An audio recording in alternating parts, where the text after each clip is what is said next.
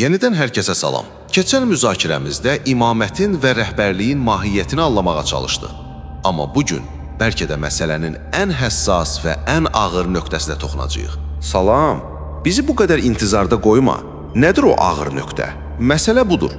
İmamət sadəcə olaraq tarixi və ya siyasi bir ixtilafdır. Yoxsa birbaşa dinin əsası, yəni üsulüddin sayılır. Erkən şiə alimlərinin nəzərində bu birmənalı olaraq dinin üsulundan hesab edilirdi. Hətta imaməti qəbul etməyənlər heç bir ixtilaf olmadan kafir sayılırdı. Bir dəqiqə, kafir sayılırdı? Yəni sadəcə günahkar və ya xəta etmiş yox, birbaşa dindən çıxmış? Bəli, tam olaraq elə. Gəl şiələrin ən böyük alimlərindən olan Şeyx Əl-Muhidin Əvailül Məqalət kitabındakı sözlərinə baxaq.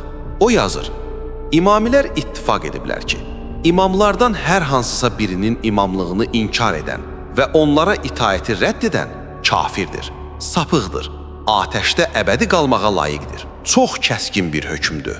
Bəs digər tanınmış alimlər, məsələn İbn Bəbaveyh Əs-Saduq bu barədə nə deyir? O da eyni fikirdədir? Bəli, həm də çox bənzərsiz bir müqayisə ilə. Əs-Saduq öz Əl-İtiqadət əsərində deyir ki, möminlərin əmiri Əlinin və ondan sonraki imamların imamlığını inkar edən kəs bütün peyğəmbərləri peyğəmbərliyini inkar edənlə eyni mərtəbədədir. Bütün peyğəmbərləri inkar etməklə eyni mərtəbədə? Bu ki, çox nəhəng bir iddiadır, hələ ardı var.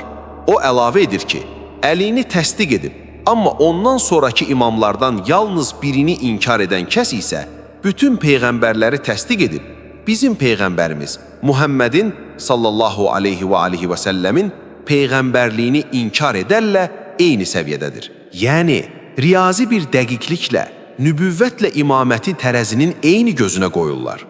Səhv etmirəmsə, Şeyxud Taifə ləqəbli Əbu Cəfər Ət-Tusi və Cəmaləddin İbn Mütəhhər Əl-Hilli də bu yanaşmanı dəstəkləyirlər. Tamamilə doğrudur. Ət-Tusi yazır ki, imaməti inkar etmək, peyğəmbərliyi inkar etmək kimi küfürdür. Əl-Hilli isə Əl-Əlfeyn kitabında bunu imansızlığın qeyri-mümkün olduğu ən əzəmətli rükün adlandırır. Bütün bu alimlərin sözlərini dinləyəndə adamda belə bir sual yaranır. Onlar bu qədər ağır hökmləri hansı əsasa, hansı dəlilə söykəniyərək verirlər? Bax, bunun üçün onlar öz imamlarına bəzi rəvayətlər nisbət edirlər. Məsələn, Əl-Kuleynin məşhur Əl-Kafi kitabında bir rəvayət gətirir. Güya Əbu Cəfər Əs-Sadiq belə deyib, İslam 5 şey üzərinə bina edilib. Namaz, zəkat, həcc, oruc və vilayət. Və yəqin ki, vurğu məhz vilayətin üzərinə düşür, düzdür? Bəli. Hədisin davamında deyilir ki, heç bir şey vilayətə çağırıldığı kimi çağırılmayıb. İnsanlar isə 4-ünü götürdülər və bunu tərk etdilər. Hətta sonraki dövr alimlərindən Əl-Məclisi çox məntiqli bir sual qoyur ortaya. Deyir ki, əgər imaməti qəbul etməyənlər həm dünyada, həm axirətdə müsəlmandılarsa, onda şiələrin fasiqləri ilə onların nə fərqi oldu?